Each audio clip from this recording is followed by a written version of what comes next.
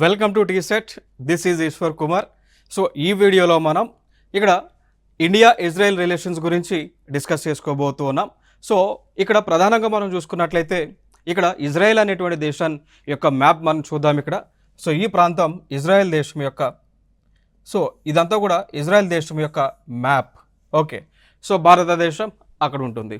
So ఇక్కడ ఈ రెండు దేశాల మధ్య రిలేషన్షిప్స్ అనేటువంటివి మరి ఎట్లా ప్రారంభమైనాయి, ప్రస్తుతం రెండు దేశాల మధ్య సంబంధాలు అనేటువంటివి ఏ విధంగా ఉంది, దానితో పాటు ఇజ్రాయెల్ దేశానికి పాలస్తీనా దేశానికి ఎందుకు ఇష్యూస్ వస్తూ ఉన్నాయి, మరి ఆ రెండు దేశాల మధ్య యుద్ధం జరుగుతున్నటువంటి వేళ భారతదేశం ఏ స్టాండ్ని తీసుకుంది, భారతదేశం మరి ఏ దేశానికి సపోర్ట్ చేస్తూ ఉంది, అసలు సపోర్ట్ చేస్తుందా లేదా అనేటువంటి అంశాలన్నీ కూడా మనం ఈ వీడియోలో డిస్కస్ చేద్దాం. So right, let us start. ఇక్కడ చూడండి, ఇక్కడ time lines of India Israel relations చూసుకున్నట్లయితే 1947లో India had voted against partitioning Palestine at UN. So ఇక్కడ ఏం లేదు, 1947లో యునైటెడ్ నేషన్స్లో ఐక్యరాజ్య సమితిలో ఓటింగ్ జరిగింది. దేనికి సంబంధించినటువంటి ఓటింగ్ జరిగింది అంటే ఫర్ ఎగ్జాంపుల్ ఇది ఇజ్రాయెల్ దేశం అని అనుకుంటే ఇజ్రాయెల్లో ఇంటర్నల్గా పార్ట్గా పాలస్తీనా అనేటువంటి ఇంకొక దేశం ఉంటుంది. పాలస్తీనైన్ లేదా పాలస్తీనా అంటాం. సో పాలస్తీనా అంటాం, లేదా ఇంకొక ఇంగ్లీష్ లైక్ ఫోనెటిక్స్లో పాలస్తీనైన్ అని కూడా పిలుస్తూ ఉంటాం. ఓకే, సో ఇవి యాక్చువల్గా ముందుగా ఈ ప్రాంతం పాలస్తీనా కంట్రోల్లో ఉండేది. దాని తర్వాత ఇజ్రాయెల్ కంట్రోల్లోకి రావటం జరిగింది. వచ్చిన తర్వాత 1947లో ఒక ప్రపోజల్ యునైటెడ్ నేషన్స్లో పెట్టారు. ఏమని పెట్టారు అంటే ఈ రెండు ప్రాంతాలను కూడా రెండు దేశాలుగా విభజన చేయండి అని చెప్పేసి ప్రపోజల్ని పెట్టడం జరిగింది. ఓకేనా. సో పాలస్తీనా ఏరియా ఏదైతే ఉందో, పాలస్తీనాకి చెందినటువంటి ప్రజలు ఎవరైతే ఉన్నారో, సో జనరల్గా ఈ పాలస్తీనా ప్రజలు అందరూ కూడా ఇస్లామిక్ రిలీజియన్కి చెందినటువంటి వారు. ఈ యొక్క ఇజ్రాయెల్లో ఉన్నటువంటి ప్రజలు వీళ్ళందరూ కూడా జూదులు లేదా జ్యూస్ అంటాం, లేదా యూదులు అంటాం. యూదులు కానీ జ్యూస్ అని చెప్పేసి పిలుస్తూ ఉంటాం.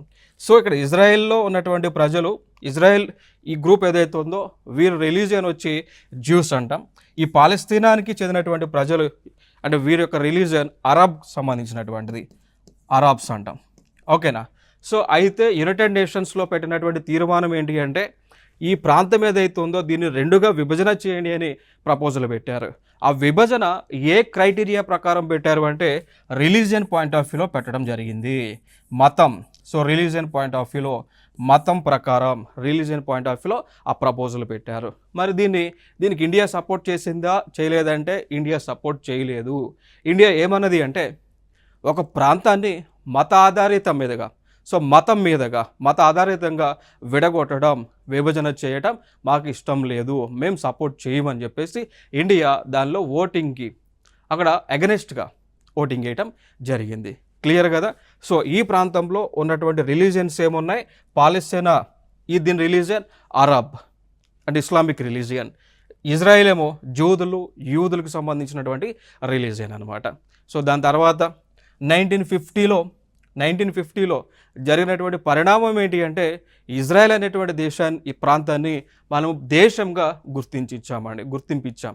సో ఫైనల్గా ఇక్కడ ఏమన్నాం, ఇజ్రాయెల్ అనేటువంటిది ఒక దేశంగా మనం 1950 నుంచి కూడా రికగ్నైజేషన్, గుర్తింపు అనేటువంటిది ఇచ్చాం. బట్ ఇక్కడ జరిగినటువంటి అంశం ఏంటి, ఇంకొక అంశం, మరి ఇజ్రాయెల్ని దేశంగా గుర్తించాం, పాలస్తీనా ప్రాంతాన్ని దేశంగా గుర్తించామా? అప్పటికి ఆ టైంలో గుర్తించలేదు. ఈవెన్ ఇప్పటికీ కూడా యునైటెడ్ నేషన్స్ ఆర్గనైజేషన్ వాళ్ళు, ఐక్యరాజ్య సమితి వాళ్ళు ఇప్పటికీ కూడా పాలస్తీనా అనేటువంటి ఒక ప్రాంతాన్ని దేశంగా ఇప్పటికీ కూడా గుర్తించలేదు. అదొక అంశాన్ని అయితే గుర్తుపెట్టుకోండి. సో యునైటెడ్ నేషన్స్ ఆర్గనైజేషన్ వాళ్ళు ప్రస్తుతం ఇజ్రాయెల్ ప్రాంతాన్ని మాత్రమే ఒక దేశంగా గుర్తించారు, పాలస్తీనా అనేటువంటి ప్రాంతాన్ని మాత్రం ఒక దేశంగా గుర్తించలేదు. ఇదొక అంశం గుర్తుపెట్టుకోండి. ఇక దాని తర్వాత 1992లో, సో 1992వ సంవత్సరంలో ఇండియాకి ఇజ్రాయెల్కి మధ్య ఫుల్ డిప్లొమాటిక్ రిలేషన్షిప్స్ అనేటువంటివి ప్రారంభమైనాయండి. సో పూర్తి దౌత్య సంబంధాలు ఇండియాకి ఇజ్రాయెల్కి మధ్య 1992 నుంచి ప్రారంభం అవడం జరిగింది. ఇది ఒక ఇంపార్టెంట్ అంశంగా గుర్తుపెట్టుకోండి. ఇక దాని తర్వాత మనం మాట్లాడుకున్నట్లయితే 2017లో Indian prime minister state visit to Israel, becoming the first Indian prime minister to do so. So 2017వ సంవత్సరంలో ఆ టైంలో భారతదేశంలో పీఎంగా ఉన్నటువంటి వ్యక్తి ఇజ్రాయెల్ దేశంకి విజిట్ చేశారు. అట్లా ఆ విధంగా భారతదేశం నుంచి వెళ్ళటం మొట్టమొదటి ఆ పీఎంగా మనకి గుర్తుపెట్టుకోవాలి. ఇక దాని తర్వాత వెళ్ళిన తర్వాత రెండు దేశాల మధ్య స్ట్రాటజిక్ పార్ట్నర్షిప్ అనేటువంటి ఒక అగ్రిమెంట్ చేసుకున్నారు. వ్యూహాత్మక భాగస్వామ్యం ఒప్పందం అనేటువంటిది రెండు దేశాల మధ్య, అంటే ఇండియా ఇజ్రాయెల్ మధ్య ఏ టైంలో జరిగింది? 2017లో జరగటం జరిగింది. ఇది ఒక ఇంపార్టెంట్ మైల్ స్టోన్. దాని తర్వాత 2018 మనం చూసాము అనుకోండి. India voted in favour of resolution brought by Turkey and Yemen in UN opposing US decision recognising Jerusalem as the capital of Israel అండి. ఓకేనా? సో 2018లో టర్కీ దేశము, అదేవిధంగా యమన్ అనేటువంటి దేశం, రెండు దేశాలు కూడా ఐక్యరాజ్య సమితిలో ఒక ప్రపోజల్ పెట్టాయి. ఓకేనా? సో ఐక్యరాజ్య సమితిలో ఒక ప్రపోజల్ని పెట్టాయండి. సో ఆ ప్రపోజల్ ఏంటి అంటే ఇజ్రాయెల్ యొక్క రాజధానిగా జెరూసలేంని గుర్తిస్తున్నట్లు. సో దానికి కూడా ఇండియా అయితే సపోర్ట్ చేయటం జరిగింది. ఇది ఒక అంశంగా గుర్తుపెట్టుకోండి. సో దీన్ని బట్టి మనం అర్థం చేసుకోవచ్చు అండి, ఇజ్రాయెల్ యొక్క క్యాపిటల్ జెరూసలేం అనేటువంటి అంశాన్ని మనం గుర్తుపెట్టుకోవచ్చు ఇక్కడ. ఇక దాని తర్వాత 2021లో India abstained on resolution that calls on UN human rights council to set up a permanent commission to probe human rights violation in Gaza, West Bank and Palestine. So దాని తర్వాత ఐక్యరాజ్య సమితిలో ఒక ప్రపోజల్ పెట్టారు. ఏ ప్రపోజల్ అంటే పాలస్తీనా ప్రాంతంలో, for example ఇది ఈ బ్లాక్ ఇదేదైతే ఉందో ఇది ఇజ్రాయెల్ పాలస్తీనా ప్రాంతం అనుకుంటే, ఇక్కడ ఈ ప్లేస్లో గాజా స్ట్రిప్ అనేటువంటిది ఉంటుంది, గాజా అంటాం. ఈ ప్లేస్లో వెస్ట్ బ్యాంక్ అనేటువంటి ప్లేస్ ఉంది. ఒక ప్లేస్ ఉంది. అక్కడక్కడ పాలస్తీనాకు సంబంధించినటువంటి వారు నివసిస్తూ ఉన్నారు. ఈ గాజా కానీ వెస్ట్ బ్యాంక్ కానీ ఈ డాట్స్ ఉన్నటువంటి ప్రాంతం ఇదంతా కూడా పాలస్తీనా పరిధిలో ఉన్నటువంటిది. సో యునైటెడ్ నేషన్స్లో తీసుకొచ్చినటువంటి ప్రపోజల్ ఏంటి అంటే ఈ గాజాలో, వెస్ట్ బ్యాంక్లో మీకు చుక్కలు కనిపిస్తున్నటువంటి ప్రాంతాలలో హ్యూమన్ రైట్స్ వైలేషన్, మానవ హక్కుల ఉల్లంఘన జరుగుతుంది అని దానికి సంబంధించి ఒక కమిషన్ ఏర్పాటు చేస్తే దానిలో ఇండియా ఓటింగ్ వేయకుండా అబ్స్టాండ్ అయింది. ఓకేనా? సో ఇది ఒక అంశాన్ని అయితే గుర్తుపెట్టుకున్నా. అంటే ఇండైరెక్ట్గా ఇక్కడ ఇండియన్ గవర్నమెంట్ ఏం చేస్తూ ఉంది అంటే ఇజ్రాయెల్కి, అంటే డైరెక్ట్గా చెప్పకుండా అన్అఫిషియల్గా ఇజ్రాయెల్కి సపోర్ట్ చేస్తూ ఉన్నారు. పాలస్తీనా సంబంధించినటువంటి అంశం వచ్చినప్పుడు అబ్స్టాండ్ అవుతూ ఉన్నారు. ఏదో ఒక అంశాన్ని అయితే మనకు గుర్తుపెట్టుకోవాలి. ఇక దాని తర్వాత మరి ఎందుకు ఇజ్రాయెల్ దేశంతో 1992 వరకు భారతదేశము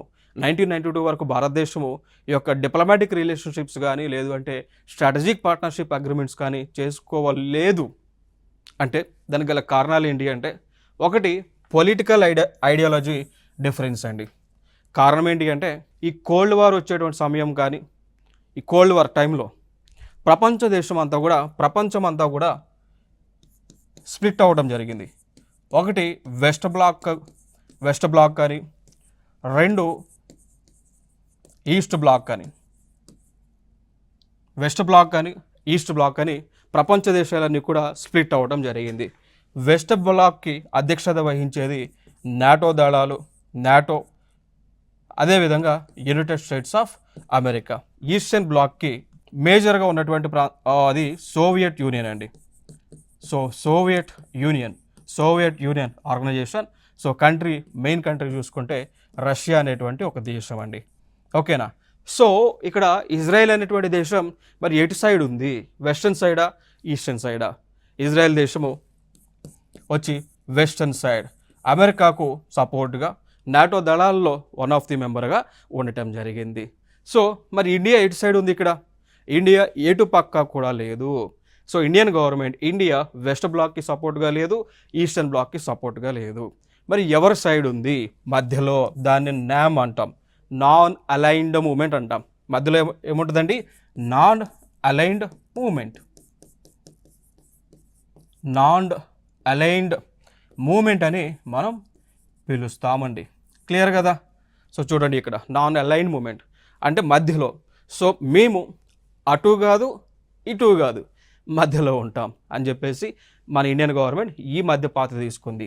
సో అందుకోసమే ఇక్కడ పొలిటికల్ ఐడియాలజీ డిఫరెన్స్ వచ్చి సో ఇండియన్ గవర్నమెంట్ వెస్ట్ బ్లాక్కి చెందినటువంటి ఇజ్రాయెల్తో ఫ్రెండ్షిప్ అనేటువంటిది చేయలేదు, అగ్రిమెంట్ అనేటువంటిది చేయలేదు. సో ఈ అంశాన్ని అయితే గుర్తుపెట్టుకోండి, వెరీ ఇంపార్టెంట్. ఇక దాని తర్వాత మనం మాట్లాడుకోవాల్సి వస్తే సో ఇక్కడ చూడండి ఇక్కడ Nehru and Gandhiji stand. So both of them pledged support for the Palestine and rejected the notion of two nations based on religious criteria. So మనం మాట్లాడుకున్నాం. సో 1947లో ఐక్యరాజ్య సమితిలో ఒక ప్రపోజల్ పెట్టారు. ఏ ప్రపోజలు?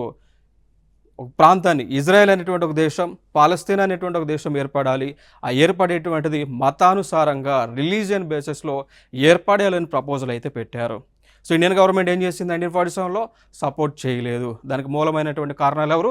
వీరిద్దరూ కూడా. సో నెహ్రూ గారు కానీ గాంధీజీ గారు కానీ అపోజ్ చేశారు. ఒక దేశాన్నైనా ఒక ప్రాంతాన్నైనా మత ప్రాతిపదికన విడగొట్టొద్దు అని వీళ్ళు స్ట్రాంగ్గా సపోర్ట్ చేస్తారు. కారణం ఏంటి అంటే గతంలో మన భారతదేశంలో మనం చూసి ఉన్నాం. ఈ బెంగాల్ అనేటువంటి ప్రాంతం ఏదైతే ఉందో, సో దీనిని 1905లో లార్డ్ కర్జన్ అనేటువంటి ఒక వ్యక్తి, లార్డ్ కర్జన్, సో 1905లో ఈ యొక్క లార్డ్ కర్జన్ అనేటువంటి ఒక బ్రిటిష్ రూలర్ ఈ యొక్క బెంగాల్ ప్రాంతాన్ని రెండుగా విభజన చేశారు రిలీజియన్ పాయింట్ ఆఫ్ వ్యూలో. సో హిందూస్ అదేవిధంగా ఇస్లామిక్ అని. సో హిందూస్ అదేవిధంగా ఇస్లామిక్ పాయింట్ ఆఫ్ వ్యూలో విభజన చేశారు. సో 1905లో ఎప్పుడైతే బెంగాల్ అనేటువంటి ఏకంగా ఉన్నటువంటి ప్రాంతాన్ని మత ప్రాతిపదికన రిలీజన్ బేసిస్లో విడగొట్టారో అప్పుడు ఆ దేశంలో అల్లకొల్లాలు అనేటువంటివి జరగడం జరిగింది, డిఫరెన్సెస్ అనేటువంటి రావడం జరిగింది, రిలీజియన్ కాన్ఫ్లిక్ట్స్ అనేటువంటివి ఎక్కువగా పెరగడం జరిగింది. సో ప్రజలలో విభేదాలు అనేటువంటివి పెరగడం జరిగింది. సో ఇవన్నీ దృష్టిలో పెట్టుకొని వారందరూ కూడా సపోర్ట్ చేయలేదు. నెక్స్ట్ ఇంకొక అంశం చూసుకుంటే ఈ రెండు దేశాల మధ్య ఎకనామిక్ టైస్ ఏ విధంగా ఉంది అనేటువంటి అంశాన్ని మనం ఇక్కడ చూద్దాం. సో ఇక్కడ ఈ కలర్ మీకు కనిపిస్తున్నది, ఇక్కడ ఇది ఇండియాకి సంబంధించినటువంటి ఎక్స్పోర్ట్స్. ఈ కలర్ ఏమో ఇజ్రాయెల్కి సంబంధించినటువంటి ఎక్స్పోర్ట్స్ అండి. ఇదేమో ఈ యొక్క రెక్టాంగిల్ ఏమో బైలేటరల్కి సంబంధించింది, బైలేటరల్ ట్రేడ్కి సంబంధించింది. సో చూడండి ఇక్కడ 2009 నుంచి కూడా ఇండియాకి ఇజ్రాయెల్కి ట్రేడ్ ఏ విధంగా ఉంది. సో దీన్ని బట్టి అర్థం చేసుకోండి, ఇది ఇండియా. సో ఇక్కడ ఇండియా చూసుకుంటే 1845.6 US మిలియన్స్. ఇక్కడ ఇజ్రాయెల్ మనం చూసుకున్నట్లయితే 2890 ఎక్స్పోర్ట్స్ అండి. ఓకేనా? అంటే ఈ కలర్ ఏమో ఇజ్రాయెల్ దేశం నుంచి భారతదేశంలోకి వస్తున్నటువంటి వస్తువులు, ఈ కలర్ ఏమో ఇండియా నుంచి ఇజ్రాయెల్కి వెళ్తున్నటువంటి వస్తువులు. చూస్తే ఇక్కడ ఏమవుతుంది, ఈ యొక్క పిక్చర్ చూస్తే మీకు ఫైనల్గా మీకు అర్థం అవ్వాల్సినటువంటి అంశం ఏంటి అంటే ఇండియాకి ఇజ్రాయెల్కి మధ్య ఈ యొక్క ఫోటో ద్వారా మీకు అర్థం అవ్వాల్సినటువంటి అంశం ఏంటి అంటే ఇండియాకి ఇజ్రాయెల్కి మధ్య ట్రేడ్ అనేటువంటిది సర్ప్లస్ ఉందా, డెఫిసిట్ ఉందా అర్థం చేసుకోవాలి. సో ట్రేడ్ లోటు ఉందా, అధికంగా ఉందా, వాణిజ్యం అధికంగా ఉందా, లోట్లో ఉందా. సో ట్రేడ్ డెఫిసిట్ ఉంది అంటే వాణిజ్య లోటు అనేటువంటిది ఎక్కువగా ఉండటం జరిగింది. సో వాణిజ్య లోటు ఉంది. ఓకేనా? సో ఈ అంశాన్ని అయితే మీరు పరిగణలోకి తీసుకోండి. ప్రీవియస్ ఇయర్ క్వశ్చన్ ఏమని అడిగారంటే ఇండియాకి ఇజ్రాయెల్కి మధ్య వాణిజ్య లోటు ఉందా, వాణిజ్యం అధికంగా ఉంది అని చెప్పేసి గతంలో అడగటం జరిగింది. సో దీన్ని బట్టి మనం అర్థం చేసుకోవాల్సిన అంశం ఏంటి అంటే వాణిజ్య లోటు ఉంది అంటే ఇజ్రాయెల్ దేశం నుంచి భారతదేశానికి గూడ్స్ ఎక్కువ వస్తూ ఉన్నాయి. ఓకేనా? ప్లస్ ఉంది. ఓకేనా? సో అంశాన్ని అయితే గుర్తుపెట్టుకోండి. నెక్స్ట్ దాని తర్వాత మరి ఎగుమతులు దిగుమతులు మనం చూసుకున్నాం అనుకోండి, భారతదేశం నుంచి ఆ దేశానికి ఇజ్రాయెల్కి ఎక్కువగా ఎగుమతులు చూసుకుంటే జెమ్స్ అండ్ జ్యువెలరీస్, డ్రగ్స్ కానీ, ట్రాన్స్పోర్ట్ ఎక్విప్మెంట్ కానీ, ప్లాస్టిక్ కానీ, ఇనార్గానిక్ కాంపౌండ్స్ కానీ ఎగుమతులు చేస్తూ ఉన్నాం. దాంతోపాటు పెట్రోలియం ప్రోడక్ట్స్ కానీ, పర్ల్స్ ముత్యాలు కానీ, సో ఎలక్ట్రానిక్స్ కానీ, ఫ్యాబ్రిక్స్ కానీ ఇవన్నీ కూడా మనం ఎగుమతి చేస్తూ ఉన్నామండి. దిగుమతులు మనం చూసుకున్నాము అనుకోండి, ఆ దేశం నుంచి దిగుమతి చేసుకునేది పర్ల్స్ కానీ, ఫర్టిలైజర్స్ కానీ, ఇన్ఆర్గానిక్ కాంపౌండ్స్ కానీ, ప్రొఫెషనల్ ఇన్స్ట్రుమెంట్స్, ఆప్టికల్ గూడ్స్ కానీ, సో ట్రాన్స్పోర్ట్ ఎక్విప్మెంట్ ఇవన్నీ కూడా మనం దిగుమతి చేసుకుంటా ఉన్నాం. అంటే కొన్ని మనం ఎగుమతి చేస్తూ ఉన్నాం, కొన్ని మనం దిగుమతి చేస్తూ ఉన్నామండి. ఓకే, సో దాని తర్వాత ఇంకొక అంశం, ఇండియాకి ఇజ్రాయెల్కి మధ్య ఒక గ్రూప్ని మనం ఏర్పాటు చేసుకున్నాం. ఆ గ్రూప్ పేరే I2U2 అనేటువంటి గ్రూప్. ఆ గ్రూప్ పేరే I2U2 అనేటువంటి గ్రూప్. Very very important. అడిగినటువంటి క్వశ్చన్ ఏంటి అంటే I2U2 గ్రూప్లో ఉన్నటువంటి దేశాలు ఏవి అని అడిగారు. ఇంకొక ఎగ్జామ్లో I2U2లో సభ్యులుగా కానటువంటి దేశాలు ఏవి అని చెప్పేసి అడిగారు. సో వెరీ ఇంపార్టెంట్ I2U2 అనేటువంటిది. ఓకే, సో చూద్దాం ముందుగా. సో I2U2 అనేటువంటిది 2021 సంవత్సరంలో ఏర్పాటు చేయడం జరిగింది. మరి దీనిలో సభ్యులుగా ఉన్నటువంటి దేశాలు మనం చూసుకున్నట్లయితే, ఒకటి మన భారతదేశం, India, 2 Israel, 3 USA, 4 United Arab Emirates అండి. United Arab Emirates. సో 4 దేశాలు. చూడండి ఇక్కడ I2U2 అంటే I 2 సార్లు, U 2 సార్లు, I ఇక్కడ 2 సార్లు, I ఇక్కడ 2 సార్లు వచ్చింది కాబట్టి I2, U 2 సార్లు వచ్చింది కాబట్టి U2, కలిపితే I2U2. క్లియర్ కదా? సో 4 దేశాలు కలిపి I2U2 అనేటువంటి ఒక అంతర్జాతీయ సమూహాన్ని ఏర్పాటు చేసుకోవడం జరిగింది. దీని యొక్క ముఖ్య ఉద్దేశం ఏంటి అంటే, ఈ ప్రాంతాలలో, ఈ దేశాలలో సైంటిఫిక్ పరంగా టెక్నాలజీని డెవలప్ చేయటం, ఎకనామిక్ పరంగా డెవలప్ చేయటం, అదేవిధంగా ఈ ప్రాంతాల్లో లా అండ్ ఆర్డర్ ఇష్యూ లేకుండా ఉండటం. ఓకే, సో ఆర్థిక సమానత్వాన్ని తీసుకురావటం, ఉమెన్ ఎంపవర్మెంట్ని, సో మహిళ సాధికారతని తీసుకొచ్చేటువంటి ఉద్దేశంతో ఇవన్నీ కూడా ఈ గ్రూప్ అనేటువంటిది ఏర్పాటు అవ్వటం జరిగింది. ఇదే I2U2ని ఇంకొక పేరుతో పిలుస్తూ ఉంటారు.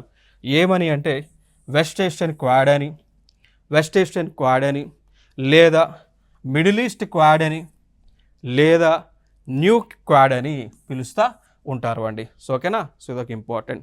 ఇంకొక అంశం, క్వాడ్ అని వచ్చిన పేరు. ఏంటి క్వాడ్?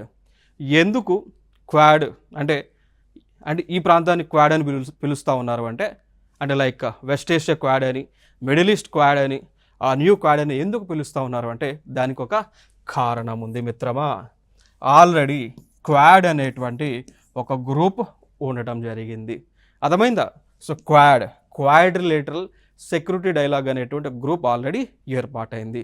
సో దానిలో ఉన్నటువంటి సభ్యులు మనం చూసుకున్నట్లయితే, ఎలాగో భారతదేశం ఉంటా ఉంది, భారతదేశంతో పాటు యునైటెడ్ స్టేట్స్ ఆఫ్ అమెరికా, దాని తర్వాత జపాన్ అనేటువంటి ఇంకొక దేశం, దాని తర్వాత ఆస్ట్రేలియా అనేటువంటి ఇంకొక దేశం ఉండటం జరుగుతూ ఉంది. సో టోటల్గా 4 కంట్రీస్ ఉన్నాయి. సో దీంట్లో కూడా 4 ఉన్నాయి. సో అవి కూడా అక్కడ 4 ఉన్నాయి. క్లియర్ కదా? సో దీని రిసెంబ్లెన్స్గా I2U2 ఫామ్ అయింది అని ఇండైరెక్ట్గా చెప్తా ఉన్నారు. ఇది ఒక ఇంపార్టెంట్ ఏరియా. దాని తర్వాత మనం చూసుకున్నట్లయితే డిఫెన్స్ కోఆపరేషన్ పరంగా చూసుకున్నట్లయితే, ఇక్కడ మనము ఆ దేశం నుంచి, ఇజ్రాయెల్ దేశం నుంచి ఇవన్నీ కూడా కొనుక్కొచ్చుకుంటా ఉన్నాం. లైక్ BB-RAM అనేటువంటి ఒక మిసైల్ కానీ, హర్రూప్ లాయిటరింగ్ మ్యూనిటేషన్ కానీ, పైథాన్ కానీ, స్పైస్ కానీ, పొపేయి కానీ, గ్రిఫెన్ గైడెడ్ బాంబ్స్ కానీ, spike anti tank guided missiles కానీ. ఓకేనా? దాని తర్వాత అన్మ్యారీడ్ ఏరియల్ వెహికల్స్ అంటాం, అంటే డ్రోన్స్ కూడా కొనుక్కొచ్చుకుంటా ఉన్నాం. హెరాన్ అని, సెర్చర్ అని, హరూప్ అని. దాని తర్వాత రాడర్స్, సెన్సర్స్ అండ్ రాడర్స్ కూడా మనం ఇజ్రాయెల్ దేశం నుంచి కొనుక్కొచ్చుకుంటా ఉన్నామండి. దాని తర్వాత ఎయిర్ డిఫెన్స్ సిస్టమ్స్లో భాగమైనటువంటి బరాక్ శామ్ సిస్టమ్ మిసైల్స్ కానీ, spider medium range surface to air missiles, ఇవన్నీ కూడా మనం ఆ దేశం నుంచి కొనుక్కొచ్చుకొని మన భారతదేశంలో భద్రత కోసం, భద్రతా దళాల ద్వారా వాటిని మనం ఉపయోగించుకుంటూ ఉన్నాం. ఇది ఒక ఇంపార్టెంట్ ఏరియా. చూడవచ్చు ఇవన్నీ కూడా. సో ఇదంతా కూడా ఆ దేశంలో, ఇజ్రాయెల్ దేశంలో ఉన్నటువంటి టెక్నాలజీ. ఇంకొక అంశం మనం గుర్తుపెట్టుకోవాల్సిన అంశం ఏంటి అంటే, ఒక ప్రీవియస్ ఇయర్ క్వశ్చన్ అండి అడిగారు. ఏమని అడిగారంటే, క్రింది ఏ దేశాలలో ఐరన్ డోమ్ ఎయిర్ డిఫెన్స్ సిస్టమ్ని వాడుతూ ఉన్నారు ఐరన్ డోమ్ ఎయిర్ డిఫెన్స్ సిస్టమ్ని యూస్ చేస్తూ ఉన్నారు. ఏ దేశము అంటే ఇజ్రాయెల్ దేశము అండి. సో ఈ యొక్క వ్యవస్థ ఏంటి అంటే, ఫర్ ఎగ్జాంపుల్ మీకు ఇక్కడ చూడండి, ఇక్కడ ఒక లారీ టైప్ కనిపిస్తూ ఉందా, యాంటీనాస్ ఉన్నాయా, ఇక్కడ నుంచి ఒక మిసైల్ అనేటువంటిది లాంచ్ అవుతూ ఉందా. ఈ వ్యవస్థనే iron dome air defence system అంటాం. సో దీని యొక్క వర్కింగ్ మెకానిజం ఎట్లా ఉంటుంది అంటే, ఫర్ ఎగ్జాంపుల్ ఇక్కడ చూడవచ్చు, ఇవి లారీలు కనిపిస్తూ ఉన్నాయి, దీనిలో వెపన్స్ లోడ్ అయి ఉంటాయి. ఇక్కడ ఈ రాడార్ వ్యవస్థలు ఉండటం జరిగింది. ఫర్ ఎగ్జాంపుల్ ఇప్పుడు ఆ వెహికల్ని, ఆ లారీగా ఉన్నటువంటి వెహికల్ని కనుక తీసుకొచ్చి ఇక్కడ పెట్టారు అనుకోండి. సో ఈ వెహికల్ ఎక్కడైతే ఉంటుందో దాని పరిధి దాదాపు 70 కిలోమీటర్స్ వరకు అండి. ఇప్పుడు ఈ వెహికల్ ఇక్కడ పెట్టారు, ఈ రాడార్ వ్యవస్థ ఇట్లా పెట్టారు, ఎయిర్ డోమ్ ఎయిర్ డిఫెన్స్ సిస్టమ్ని ఇక్కడ పెట్టారండి. సో దీని పరిధి 70 కిలోమీటర్ల వరకు ఆ ప్రాంతంలోకి శత్రు దేశాలకు చెందినటువంటి మిసైల్స్ కానీ బాంబులు కానీ వచ్చినటువంటి వెంటనే దీని నుంచి ఈ యొక్క బాంబ్స్ అనేటువంటివి, ఈ యొక్క మిసైల్స్ అనేటువంటివి లాంచ్ అయ్యి వాటిని ధ్వంసం చేస్తాయండి. ఇప్పుడు మన పాత సినిమాల్లో మనం చూస్తుంటాం, లైక్ పాత సినిమాల్లో, పౌరాణిక సినిమాల్లో మనం చూసుకున్నప్పుడు ఇటుపక్క నుంచి బాణం వేస్తే అటుపక్క నుంచి ఇంకొక బాణం వచ్చి ఆ బాణాన్ని ధ్వంసం చేస్తుంది. అదే టెక్నాలజీని ఇజ్రాయెల్ ఇప్పుడు ఉపయోగిస్తూ ఉంది. సో దీన్ని iron dome air defence technology అంటాం.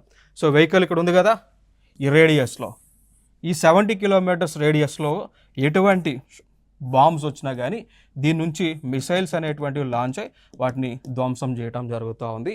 అట్లా టెక్నాలజీని ఇజ్రాయెల్ వాడుతూ ఉంది. ఇదే టెక్నాలజీ భారతదేశం దగ్గర లేదా అంటే భారతదేశం దగ్గర కూడా ఉన్నది. సో భారతదేశం దగ్గర కూడా ఈ టెక్నాలజీ ఉంది, మనం తెచ్చుకున్నాం. S-400 సేమ్ అదే టెక్నాలజీ.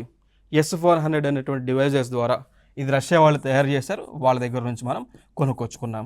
వాళ్ళ దగ్గర నుంచి కొనుక్కొచ్చుకొని అదే టెక్నాలజీని భారతదేశం సరిహద్దులు అనేటువంటి పాకిస్తాన్ దగ్గర చైనా దగ్గర మనం వాడుతూ ఉన్నాం. క్లియర్ కదా. సో అదే టెక్నాలజీ భారతదేశం దగ్గర కూడా ఉంది అండి. ఇది ఇక్కడ ఇంపార్టెంట్గా మనం గుర్తుపెట్టుకోవాలి. దాని తర్వాత వ్యవసాయానికి సంబంధించినటువంటి అగ్రిమెంట్స్ మనం చూసుకున్నట్లయితే ఇండియా ఇజ్రాయెల్ మధ్య వ్యవసాయం డెవలప్మెంట్ కోసం అగ్రిమెంట్స్ చాలా జరిగి ఉన్నాయి. వాటిలో ఫర్ ఎగ్జాంపుల్గా మనం తీసుకున్నట్లయితే ఇజ్రాయెల్ దగ్గర ఒక టెక్నాలజీ ఉంది, ఇజ్రాయెల్ దేశం దగ్గర ఒక టెక్నాలజీ ఉంది.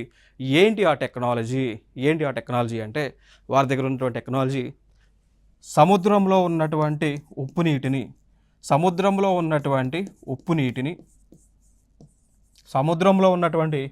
నీటిని మంచినీరుగా మార్చి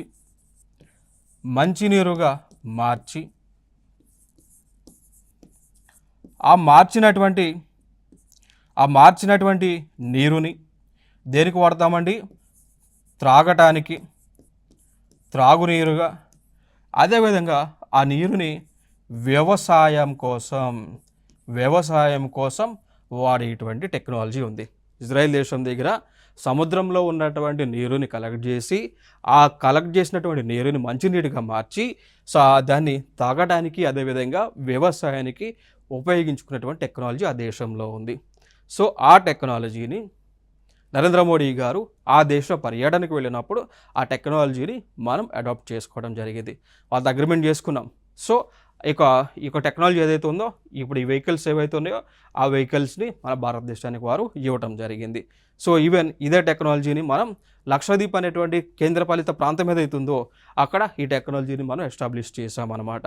సో అక్కడ ఎస్టాబ్లిష్ చేసి లక్షద్వీప్ ప్రాంతం చుట్టూ కూడా సముద్రం నీరే ఉంటుంది కదా. ఏ సముద్రం? అరేబియన్ సముద్రం. సో అరేబియన్ సముద్రంలో ఉన్నటువంటి ఉప్పు నీరుని కలెక్ట్ చేసి ఆ నీరుని లక్షద్వీప్లో ఉన్నటువంటి ప్రజలకు తాగటానికి ఇస్తూ ఉన్నాం.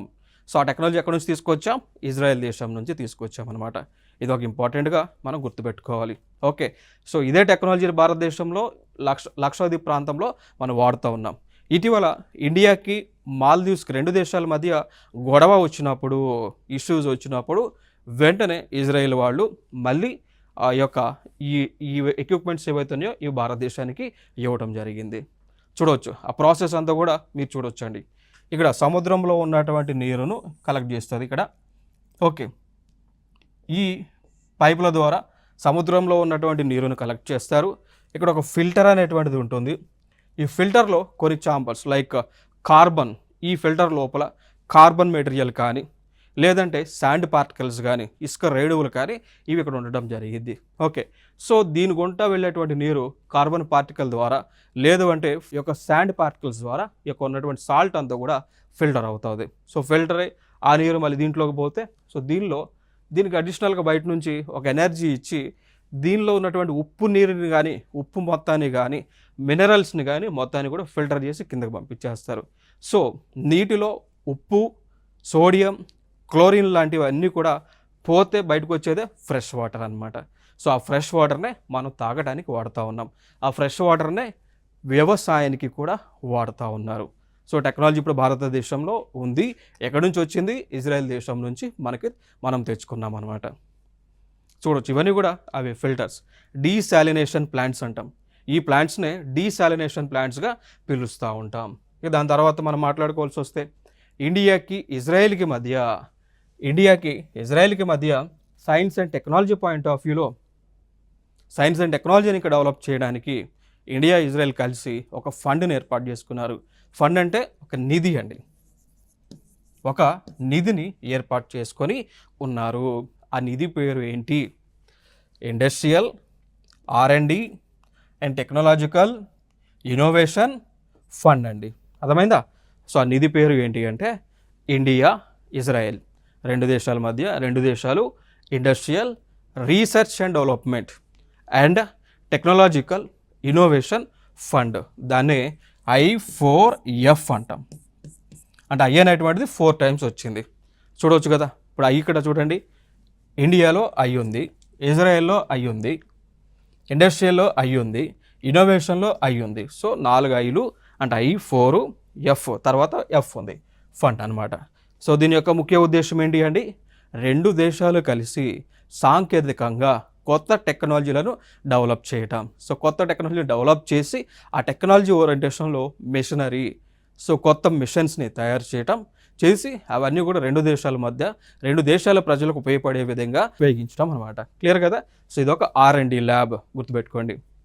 నెక్స్ట్ చూసుకున్నట్లయితే ఇంకొక అంశం ఏంటి అంటే ఇక్కడ ఇజ్రాయెల్ దేశంలో కొన్ని గ్యాస్ ఫీల్డ్స్ ఉన్నాయి. ఓకేనా? సో ఈ ప్రాంతాల్లో మీరు చూడవచ్చు, ఇక్కడ ఇజ్రాయెల్ దేశం పరిధిలో ఇక్కడ గ్యాస్ ఫీల్డ్స్ ఉన్నాయి. లైక్ అవి తమార్ అని, లెవితాన్ అనేటువంటిది. ఓకే, సో వీటిపైన సో ఆ గ్యాస్ ఫీల్డ్స్ పైన హక్కులను భారతదేశానికి ఇజ్రాయెల్ కేటాయించింది. సో భారతదేశానికి చెందినటువంటి కొన్ని కంపెనీలు ఉన్నాయి. Oil and natural gas Videsh అని, ఈ భారతదేశానికి చెందినటువంటి కంపెనీలు. Oil and natural gas Videsh అని, భారత్ పెట్రోలియం రిసోర్సెస్ కంపెనీ అని, ఇండియన్ ఆయిల్ అని, ఆయిల్ ఇండియా కంపెనీలను ఉన్నాయి. సో వీటికి ఆ యొక్క గ్యాస్ని, ఆయిల్ని వెలికి తీసేటువంటి పర్మిషన్ని ఇజ్రాయెల్ దేశం ఇచ్చింది. ఇది ఒక బెనిఫిటే కదా. సో అవే అక్కడ ఉన్నటువంటి ప్లేసెస్లో ఆయిల్ని మనం ఎక్స్ప్లోర్ చేసుకొని వెలక తీసి మన భారతదేశానికి పంపించుకొని మనం యూస్ చేసుకోవచ్చు. సో ఇది మెయిన్గా మనం గుర్తుపెట్టుకోవాల్సినటువంటి అంశం. ఇంకొక అంశం ఏంటి అంటే ఇక్కడ ఇజ్రాయెల్ దేశం చెందినటువంటి వారు భారతదేశంలో కూడా నివసిస్తూ ఉన్నారు. సో ఇజ్రాయెల్ మూలాలనేటువంటి వారు జూదులు అంటామా లేదా జ్యూస్ అంటామా? ఓకే, సో వాళ్ళు భారతదేశంలో నివసిస్తూ ఉన్నారు. ఫర్ ఎగ్జాంపుల్గా తీసుకుంటే ముంబైలో ఉన్నారు. దాని తర్వాత కేరళ దగ్గర కొచ్చిన్లో ఉన్నారు, వెస్ట్ బెంగాల్లో ఉన్నారు. దాంతోపాటు ఈశాన్య రాష్ట్రాల్లో కూడా జూదులు లేదా జ్యూస్ అనేటువంటి వారు నివసిస్తూ ఉన్నారు. దాని తర్వాత ఇజ్రాయెల్కి పాలస్తీనా గురించి కాన్ఫ్లిక్ట్ గురించి మనం మాట్లాడాల్సి వస్తే ఒకసారి ముందు మనం వాటి యొక్క మ్యాప్స్ చూద్దాం.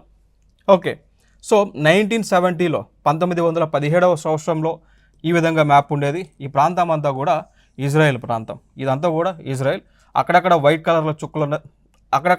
కలర్ చుక్కలు ఉన్నదేమో ఇజ్రాయెల్. ఓకే, సో ఈ డాట్స్ ఇక్కడ ఇది ఇజ్రాయెల్, ఇదంతానేమో పాలస్తీనా. దాని తర్వాత ఈ పాలస్తీనా ప్రాంతాన్ని ఇజ్రాయెల్ వాళ్ళు క్యాప్చర్ చేయడం మొదలుపెట్టారు. సో క్యాప్చర్ చేస్తూ 1948 1967 మధ్య మ్యాప్ ఈ విధంగా ఉంది. సో ఈ మధ్యలో ఉన్నటువంటి వాళ్ళు పాలస్తీనా, వీళ్ళు ఇజ్రాయలీస్ అన్నట్టు. ఓకేనా? సో చూడచ్చు, అంటే ఇది 1917లో ఉన్నటువంటి మ్యాప్ ఇక్కడ చూడండి, ఇక్కడ సేమ్ కలర్ ఇక్కడ కనిపిస్తూ ఉంటుంది. సో వీళ్ళందరూ కూడా పాలస్తీనా, వీళ్ళు ఇదేమో ఇజ్రాయలీస్ అనమాట. దాని తర్వాత జూన్ 1967 ఈ విధంగా ఉంది. ఈ పాలస్తీనాలో ఉన్నటువంటి ప్రాంతం లైక్ దీన్ని వెస్ట్ బ్యాంక్ అంటాం, దీన్ని మనం ఏమని పిలుస్తామండి, వెస్ట్ బ్యాంక్ అని పిలుస్తాం, దీన్ని గాజా అని పిలుస్తూ ఉంటాం. ఓకే, సో ఈ విధంగా చూసారు కదా, ఈ విధంగా ఇజ్రాయేలీలు మొత్తం కూడా ఈ యొక్క ప్రాంతాన్ని క్యాప్చర్ చేస్తూ వస్తున్నారు. ఫైనల్గా ఇప్పుడు ఉన్నటువంటి మ్యాప్ అనమాట. ఇంకా ఫర్దర్గా చూస్తే ఇప్పుడు ఇజ్రాయెల్కి పాలస్తీనాకి యుద్ధం జరుగుతూ ఉంది కదా, సో ఈ ప్లేసెస్ కూడా ప్రస్తుతము లేవు. కంప్లీట్గా ఈ ప్రాంతం అంతా కూడా ఇజ్రాయెల్ వశం అవడం జరిగింది, రైట్. సో ఇవి ఇప్పుడు ఇండియాకి ఇజ్రాయెల్కి మధ్య ఉన్నటువంటి సంబంధాలుగా మనం చెప్పుకోవచ్చు. ఓకే, సో ఫర్దర్ నెక్స్ట్ వీడియోలో సరికొత్త అంశాలతో మేము ముందుకు రావడం జరుగుతుంది. This is Eshwar. Thank you.